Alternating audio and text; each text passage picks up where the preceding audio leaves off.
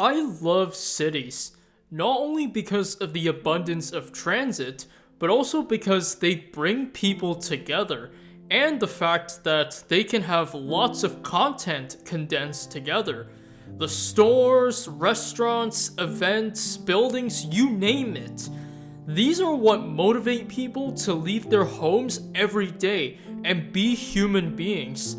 Density is what makes cities great places and attracts people to come visit.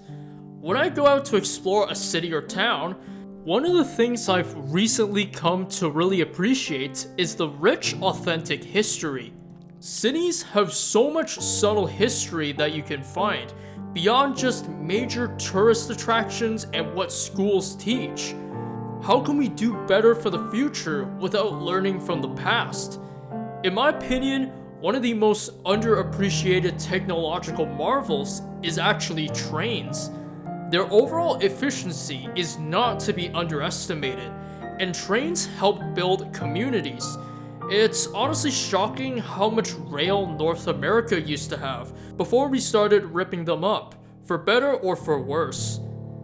Even today, passenger rail lines can absolutely work and become really useful as long as you build dense communities around train stations. So much human manual labor and engineering prowess was needed to build railways, and so we should respect that by trying to make full use of our rail right-of-ways, both the active and inactive. The Don Mills Trail in Toronto is no ordinary walking path, because there used to be active railway tracks right underneath this asphalt. This trail follows what used to be the Leaside rail spur, and it's probably the most well-known example of abandoned rail lines here in the city of Toronto.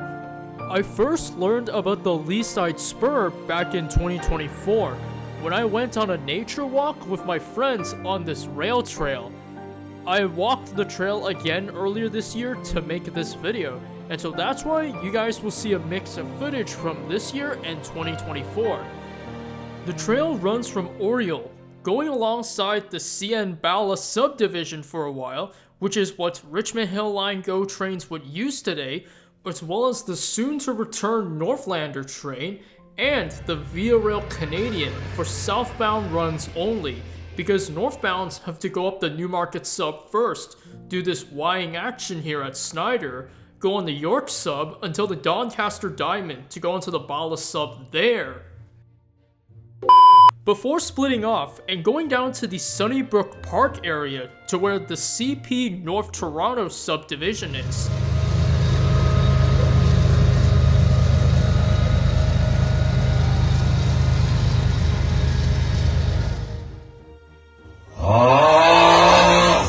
The Richmond Hill GO train line is not great, to say the least. It's one of only 2 GO train lines, the other being Milton, that are still entirely commuter-oriented, only running trains during the weekday morning rush hours towards Union Station, and during the afternoon rush hours running out of Union. But recently, when I was looking into the Don Mills Trail, I've come to the realization that this rail trail is, dare I say, the answer, or at the very least, one of the pieces of the puzzle, to making two-way all-day service on the Richmond Hill line possible.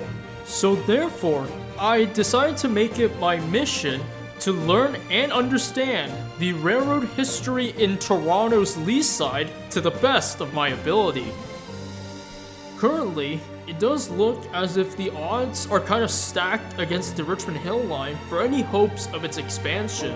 It definitely needs a ton of major improvements to begin with to even be considered for future two-way all-day service. You have the Doncaster Diamond to consider, because this intersection for these 2 busy CN railway lines, the Bala and York subs, this will need great separation if GO trains are going to cross it frequently, and north of the Diamond would undoubtedly need to be quad-tracked.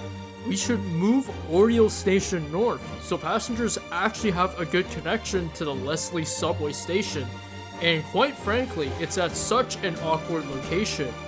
Also giving Gormley and Bloomington stations the YRT bus connections they so desperately need, although it's quite unfortunate that they were built on the Greenbelt, which is protected natural land.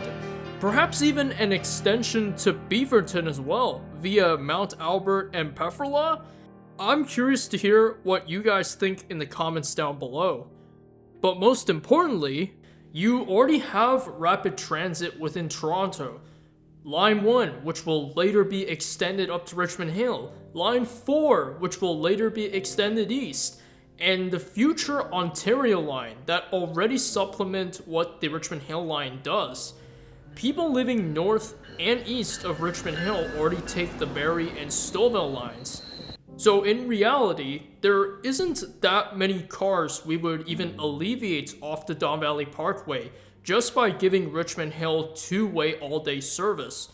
So now the objective becomes, how can we attract more riders in the Richmond Hill area? The new condos and townhouses springing up here should surely help out. I do think it sounds arbitrary to just force off-peak riders onto local transit. GO trains will always have the advantage of being faster and more comfortable, making them the most attractive transit option, even in our car culture. I genuinely think that having the extra option of GO service all day along the corridor is nice, and we literally have the right of way to do so. Although it's not the most important GO Transit project that we should focus on, it's definitely still worth thinking about for the near future.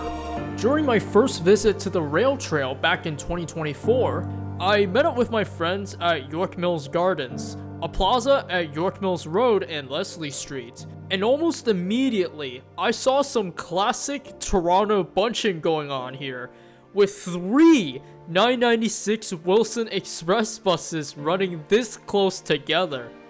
Here's the entrance to the trail, and it's quite hidden as you can see.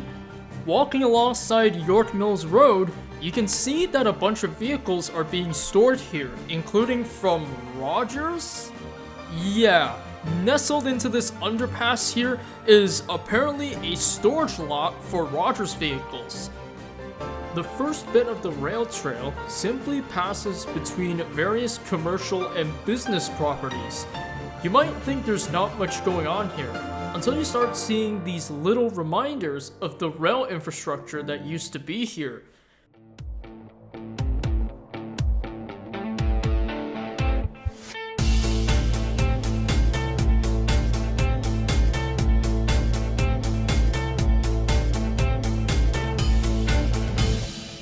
Even beside the active tracks here, you can see some fenced off empty space, which would indicate where the old Leaside Spur tracks used to be. And along the trail, you can occasionally find these orange utility marking posts, which mark buried pipelines and cables. Also, upon further research, the space here just under York Mills Road is actually where the old Oriole rail station used to stand. The station building would have been part of the oldest remaining rail station in North York, and unfortunately didn't survive to the present day, with not even a plaque to remind passerbys of its existence. After a slight turn to the right, you can see the nearby Bond Park with its baseball diamonds and tennis courts, and you will soon reach Bond Avenue with this bridge. This, ladies and gents, is a rail bridge built in 1912, and trains used to rumble over this thing. Now, back in 2011, the bridge was even threatened with demolition, and local residents living nearby actually rallied to fight for the bridge's survival. The trail continues on as a brisk walk through nature and people's backyards.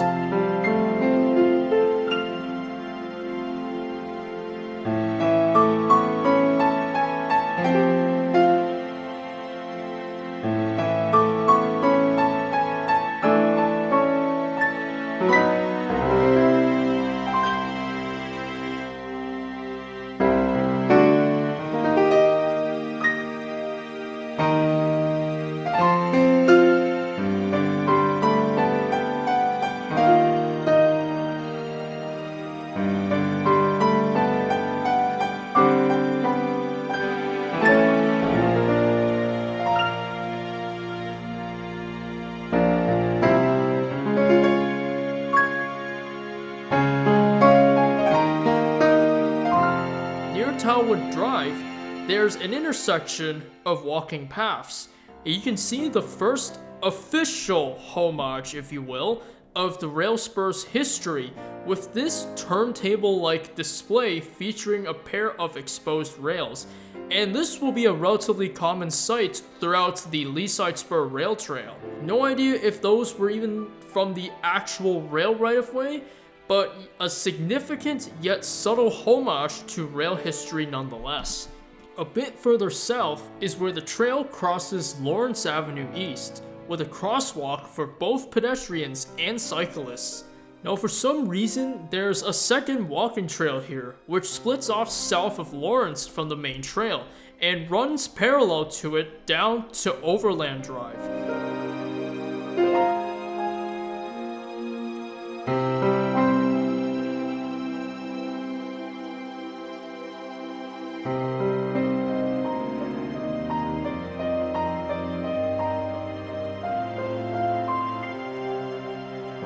South of Overland Drive, we can start to see commercial and business properties once again, like for Global News. But at the building south of that is where you can find actual intact tracks of the Leaside Spur. Although it's not visible from the trail, you'd need to go around to this property's parking lot on Prince Andrew Place, or I guess go off the beaten path as you can see, in order to get there directly from the trail. Nowadays, the building that sits on the property is a Canadian Tire warehouse. Unfortunately, I couldn't find any info about who occupied this warehouse when the Leaside Spur was still active. Like, this is incredible, guys. This spur to the spur, if you will, I did not notice while walking the trail and only found it thanks to Google Maps. This is an actual remnant of the Leaside Spur. Having these tracks branch off like this in order to serve local industries back in the day. Trains could directly deliver goods to warehouses, which is definitely much better than having too many trucks out on the roads. Walking further south along the trail, you can start to see these tall buildings, which are a big indicator that you are getting close to Eglinton Avenue. The trail eventually just dead ends right here, just short of the active CP tracks dead ahead. Now, although the city would normally say to turn around and backtrack to Overland Drive in order to exit, no pun intended, however, there is actually a way out through here, because through this broken fence, there's a path that goes straight to Leslie Street. Me personally, I just hate that this is an unofficial pathway, and neither the city nor the property owner here plan on changing that.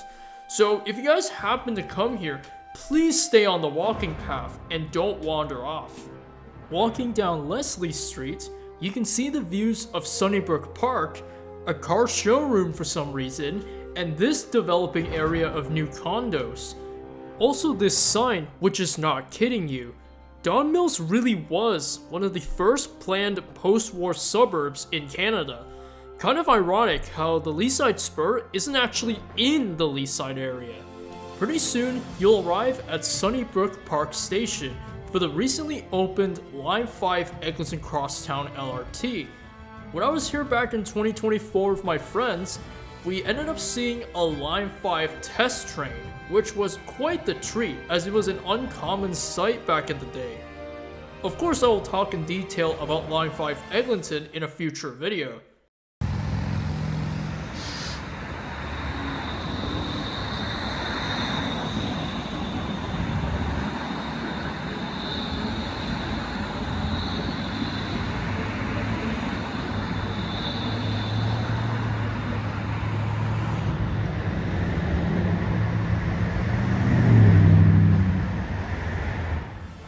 My friends and I took the Route 34 bus to go east along Eglinton, passed by what was Science Center Station, and chose as a group to check out the Aga Khan Museum. Admission was free because my friends and I happened to be there on a Wednesday afternoon. Basically, the Aga Khan Museum is home to more than 1,200 masterpieces, including manuscripts, paintings, ceramics, and textiles from the 9th century all the way to the present day. Their ultimate goal is to be able to spark the wonder, curiosity, and understanding to connect Muslim cultures with other cultures through the arts. I highly recommend checking this place out sometime. We ended off the day by taking 925 down to Broadview Station and went to Greektown, which is along Danforth between Pape and Woodbine stations, for dinner together. Alright, and so after showing you guys the entirety of the Don Mills Trail, let's talk about the history of the former Leaside Rail Spur, as well as the history of railways in the surrounding Leaside area, because this would definitely help explain why I believe it's worth considering the reactivation of rail lines here to help the Richmond Hill GO train line. Anyways, the Leaside Spur is a former rail line originally built by the Canadian Northern Railway for their future plans to run passenger trains to CP's North Toronto station in Summerhill, which did not happen.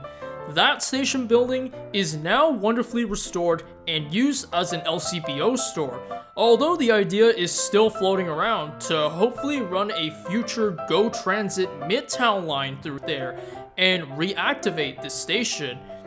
The Canadian Northern Railway was Canada's third transcontinental railway, so yeah, it's not just Canadian National and Canadian Pacific. That's right guys, the same Canadian Northern Railway that became the second railway in Canada to use electric locomotives with the construction of the Mont Royal Tunnel in Montreal, which opened in 1918. The Leaside Spur was actually never used by Canadian Northern, having opened in 1918 and bought shortly after by CN. The 3.5 kilometer long rail spur would be used by CN to transfer freight cars to CP trains, likely using the former CP Leaside yard, which was close to the former Leaside rail station. Now that unfortunately got demolished to make room for the Ontario Line construction recently. In the 20th century, the present-day North Toronto subdivision was used by both CN and CP from the Leaside Spur all the way to TTC's Hillcrest yard. CN abandoned the Spur in 1999, and in 2001, the City of Toronto purchased the Spur right-of-way and turned it into a walking trail, which opened in 2017. The Canadian Northern Railway fought tooth and nail, expanding its rail network from Manitoba towards Ontario and later into Toronto.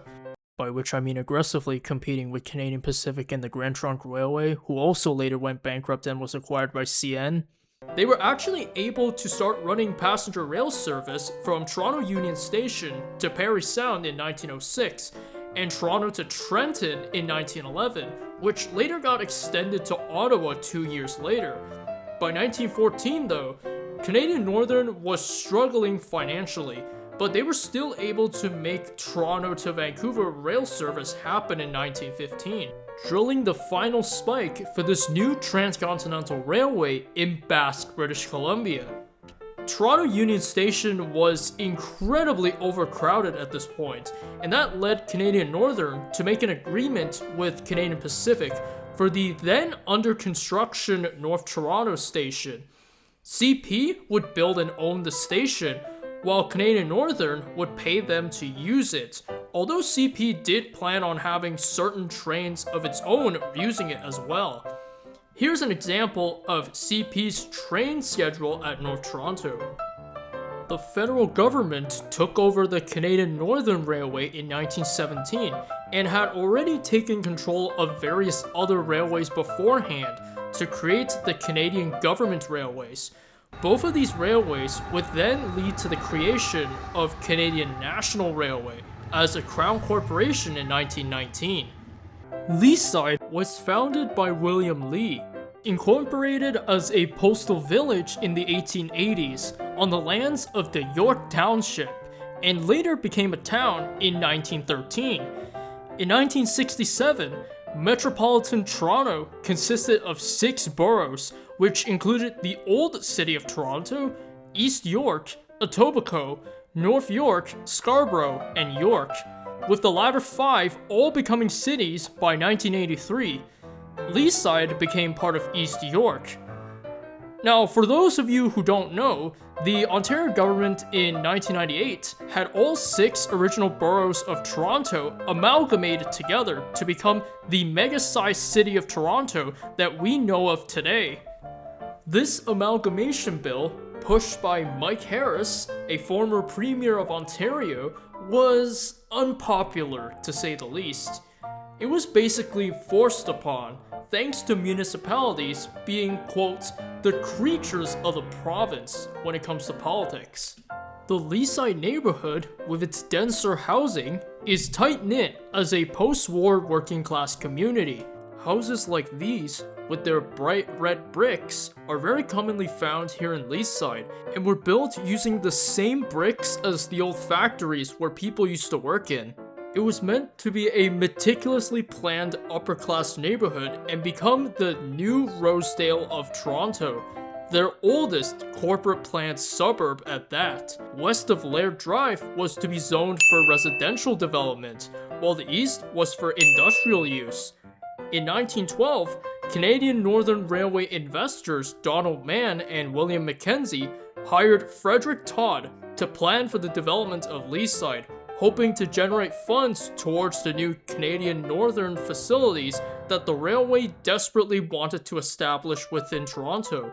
The Leaside area had quite a few local industries back in the day that were served by rail, and even today, you could actually find evidence of these small sidings that led to the industries, like Canada Wire and Cable, who later produced munition shells for World War I, and Lincoln Electric, which is still around today.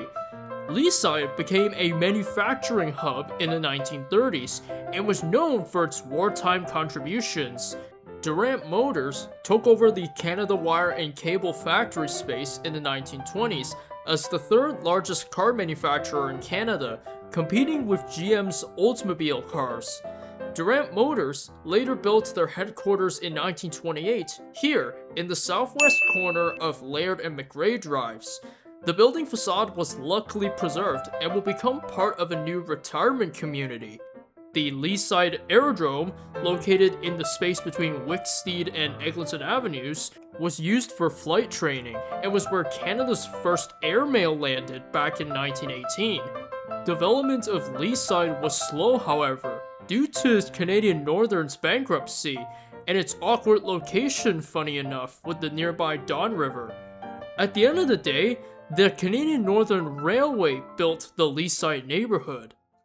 I actually went out to Leaside recently to see for myself these remnants of railway history in this area with Laird Drive to the west and Eglinton Avenue to the north.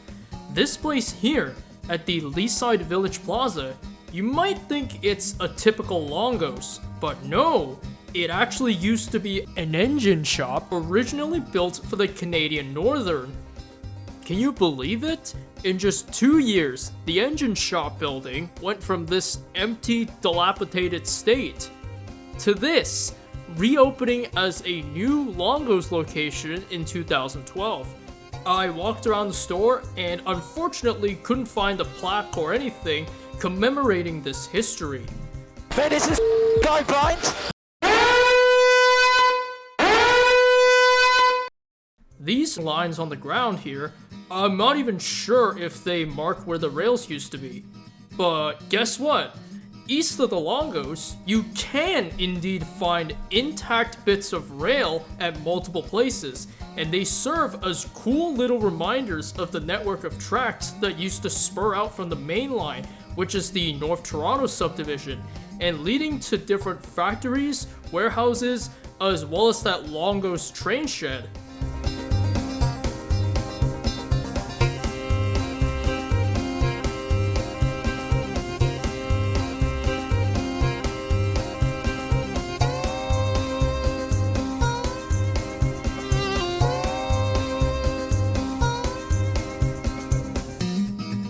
Also over here, there's even a hopper car just sitting here abandoned, never having moved out of the original Leaside industry trackage.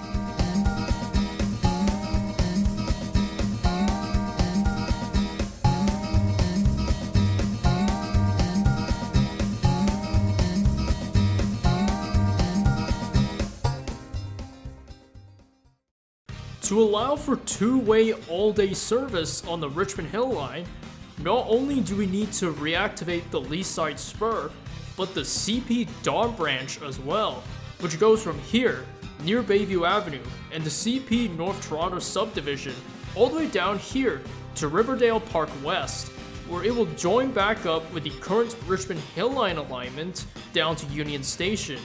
Grade separation will be needed in order to put GO trains underneath the North Toronto subdivision, and then turning to run parallel to the CP tracks at the former Leaside yard, all the way up to the Leaside Spur, so the frequent GO trains don't disrupt the CP freight traffic while going in and out of the Dawn branch. I imagine this like how the former Scarborough RT used to dip into a short tunnel past Ellesmere Station while running alongside the Stouffville line tracks, and then turning east towards Midland Station.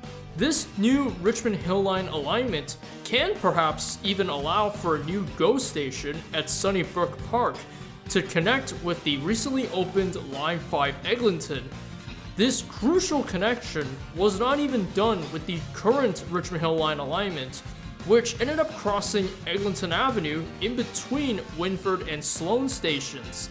I know many people would definitely love to see the bridge crossing over the DVP being reactivated, which will provide incredible views of the city, as well as the nearby Evergreen Brickworks. We would also need to construct a new bridge beside the original one though, to allow for double track operations. The current Richmond Hill line alignment between Union Station and Oriole is notorious for having lots of curves and is quite slow. So slow, in fact, that it ends up taking about half an hour to travel between the two stations on the Richmond Hill line, which is about the same time as taking the subway from downtown to North York. Not only that, but this section of track is also quite susceptible to flooding, like what happened back in 2013. I'd rather we use that section of the Bala subdivision for Via Rail, Ontario Northland, and emergency diversions for GO trains only. Guys, I tell you, this rail alignment issue from Oriole to Union Station is one of the most important factors that end up preventing the Richmond Hill GO train line from operating to its full potential, and it shouldn't be that way. The change in the Richmond Hill line alignment is actually hinted at though for GO 2.0, which was recently announced by Ontario's Progressive Conservative Party. The timeline at which these plans will be implemented is still unknown as of uploading this video. I don't imagine it will be easy to make this plan a reality though, especially when there will almost certainly be pushback from nearby residents. However, there are effective ways we could go about compromising for these people, such as promising that quiet electric trains will use the Leaside Spur regularly, and that soundproofing measures will be constructed where the tracks pass near people's backyards. But ultimately, the point we should be proving here is that trains are crucial in helping to reduce car traffic within the city, and trains can carry hundreds, if not thousands of people using a right-of-way that's only as wide as 3 road lanes, especially when trains could be scheduled to arrive every 15 to 30 minutes. A city must keep on growing to bring even more people together, and it starts with good public transit where it makes sense. The Dawn branch is definitely the more ideal rail right-of-way for the Richmond Hill line, although it may still have some small areas prone to flooding, especially near the south end of the Dawn River, so I hope this can be engineered around. The new development happening in the former Portlands is expected to help alleviate this risk of flooding. Thank you all for watching. Now this was certainly a tough video to make, but I was able to learn so much along the way. And although it's great that doing this is possible at the comfort of my house, I still wish I could have learned all this in person with historians, Leaside residents, and railway experts. It's honestly impressive how a single rail line can trace back so much history, and it goes to show that railways really do build communities. I hope that through this video, you guys were able to see the immense value of preserving history and learning from it. History lessons don't have to be boring. And at the end of the day, walking trails just don't serve nearly as many people as a fully functioning passenger rail service. Have a great day, guys, and I'll be back for the next video.